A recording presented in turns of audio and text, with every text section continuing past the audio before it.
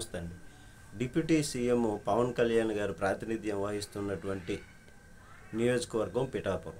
పిఠాపురంలో జనసేన, టీడీపీ మధ్య నాయకత్వం కోసం అనేక మార్లు రకరకాలైనటువంటి డిస్ప్యూట్స్ చిన్న చిన్నవి రావటం, వాటిని నాయకులు సద్దుమణిగింప చేయటం, ఇదంతా కూడా జరిగినటువంటి విషయమే. అయితే శుభ్రంగా బాగానే ఉన్నారు, నియోజకవర్గంలో ఏ సమస్య లేదు అనేటటువంటి సందర్భంలో తాజాగా పిఠాపురం మార్కెట్ యార్డు చైర్పర్సన్గా వాకపల్లి దేవి ప్రమాణ స్వీకారోత్సవంలో ఘర్షణ జరగడం తీవ్ర చర్చనీయాంశమైంది.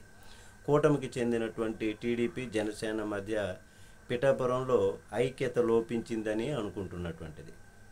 మరి మార్కెట్ యార్డ్ చైర్పర్సన్ పదవి జనసేనకు చెందినటువంటి దళిత నాయకురాలు వాకపల్లి దేవికి దక్కింది. ప్రమాణ స్వీకారానికి టీడీపీ నేతలను కూడా ఆహ్వానించారు. ఒకవైపు ప్రమాణ స్వీకారం చేస్తుండగానే ఒక్కసారిగా జనసేన నాయకులు జై జనసేన, పవన్ కళ్యాణ్ నాయకత్వం వర్ధిల్లాలి అంటూ నినాదాలు చేశారు. మరి ఇందుకు కౌంటర్గా టీడీపీ కూడా తగ్గకుండా టీడీపీ నాయకులు చంద్రబాబు, వర్మ నాయకత్వం వర్ధిల్లాలి అంటూ నినదించారు. ఇది కాస్త తోపులాటగా దారి తీసేసింది. ఒకరిపై ఇంకొకరు దాడికి తెగబడ్డారు. ఇదంతా పిఠాపురం జనసేన ఇన్ఛార్జ్ మర్రెడ్డి శ్రీనివాస్ ఎదుటే జరగడం గమనార్హం. ఇరు వర్గాలను సముదాయించడం పోలీసులకు ఇబ్బందికరంగా మారింది. చివరికి ఎలాగైతేనేమి ఇరు వర్గాలను బయటికి పంపించేశారు. ఆ గొడవ సద్దుమణిగిపోయింది. అయితే టీడీపీ, జనసేన నాయకులు ఏ స్థాయిలో ద్వేషించుకుంటున్నారో ఈ ఘటన ద్వారా మరోసారి రుజువైందని అనుకుంటున్నట్టు. మరి రాజకీయంగా ఇరు వర్గాల మధ్య విభేదాలు ఉన్నాయి.